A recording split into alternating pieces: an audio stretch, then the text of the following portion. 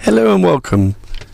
This is a short video on my experience of selling gaming, like RPG, gaming figures and books and board games on eBay over the last 4 months, I think, 4 or 5 months. I've never done it before, and it's a good experience. So just a very quickie on my experience of selling, collector's items from the 1980s, like early to mid to late 1980s, Games Workshop, things like that. So let's get started. Number 1.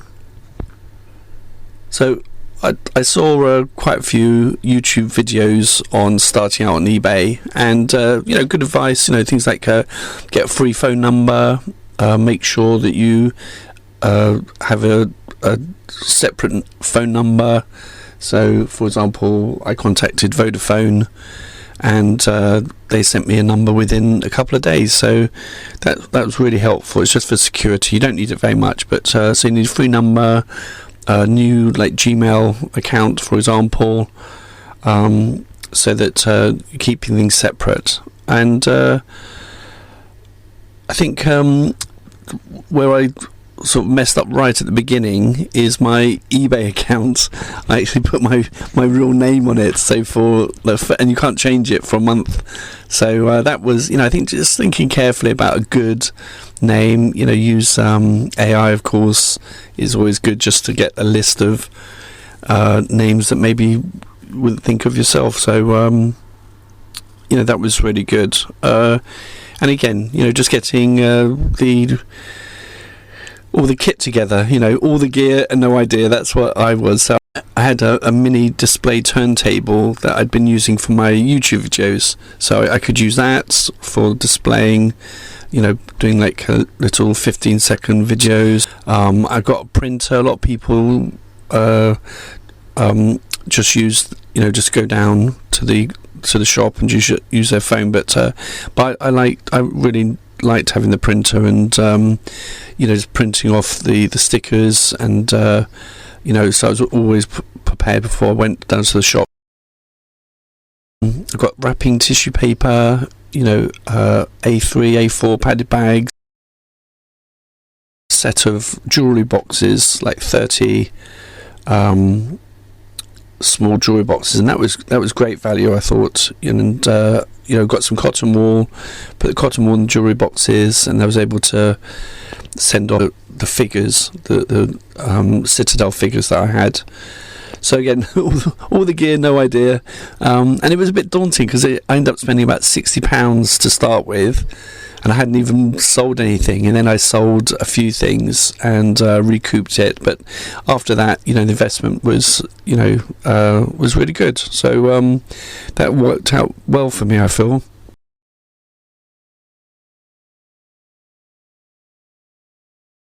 Number 2. In my case, these were my own items that I've had since the 1980s. So I experienced travelling for an hour and a half to a shop to buy one specific figure, and it wasn't there, and I'd go back week after week to Games Workshop to get this one figure. So when I finally got it, so in my case it was this magician with a candle in his head, and I absolutely loved it, and it was never in stock. So for me, that was a really valuable figure. So when I put it, I was going to sell it, but I wasn't going to sell it for less than £40. But when you look at what other people are willing to sell the same figure for, because obviously they've either resold it, or they've got it from, so they bought it, or it's been resold and they've bought it, but they don't have that personal connection, so they're selling for like 15 quid, so those sort of items, there's more value in it for me personally. So I just pulled it, and I did that with a lot of figures. Just keep the ones that you really value. So again, like a lot of the old 1980s Dungeons and Dragons stuff, I'm very surprised, actually. All the stuff that I treasure, that I know from experience how special they are, and they actually have the word limited edition on them. Others aren't interested. So a lot of the D&D stuff, for example, I thought it was very popular now, but people aren't that interested. Whereas Traveller done really well. That's the most I've sold. All my adventures, pretty much, the supplements, anything to do with Traveller has done very well. The White Dwarfs I've had I had an edition 17 one. I've got an edition 36 that's got Judge Dredd on the front, and then all the rest of them I've got since 40. So for me, White Dwarf, the heyday is from 40 to 90. There's such variety there, really great fun, loads and loads of stuff in there. And then afterwards they started selling the Warhammer 40,000, and then it was very sort of single issue basically magazine. But the ones that are selling really well are the Warhammer 40,000. I've got Dragon magazine, which is a very specific Dungeons and Dragon magazine. I haven't sold any of those. So interesting, things change, the value of things change and what people are interested in. So even though it doesn't make sense to me, I definitely had to put the prices down of a lot of them.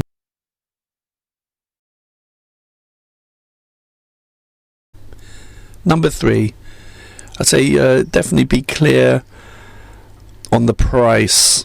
What I mean is how much are you willing to sell a collector's item that you value very much for.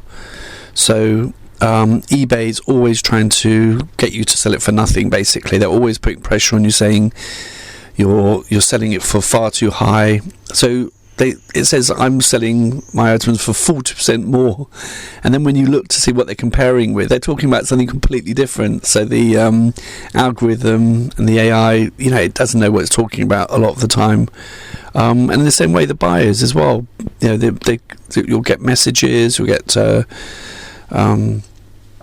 people saying, can you, and basically everyone wants you to sell it for nothing. So you just got to be very clear with yourself.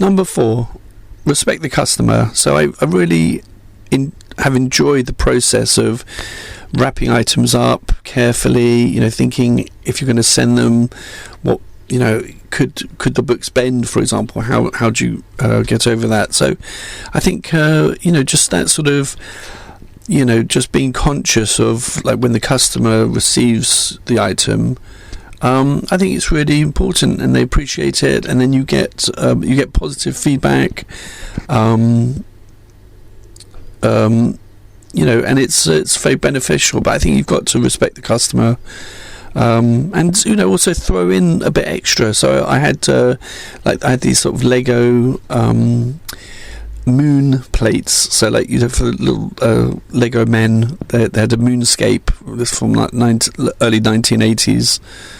And I sold I think 6 of them together, and I had 2 extra ones. One had a chip on the end, and one was a bit stained, like from a pen or something.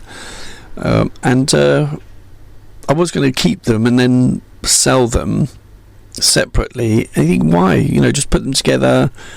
So and I did that again. I had these minifig skeletons, and they're all in really good condition, like holding long spears, holding scythes, holding swords.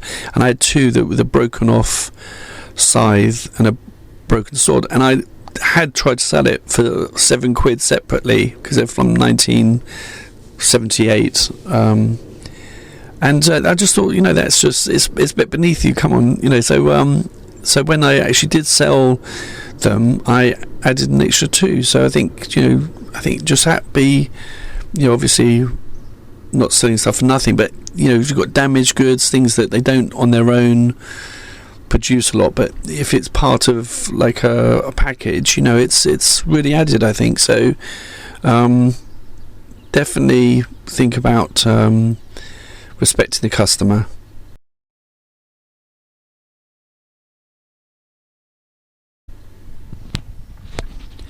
And number 5, so that leads into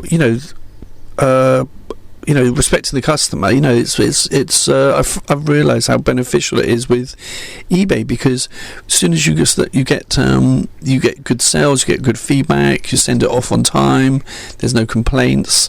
You get this qualified to get your funds faster.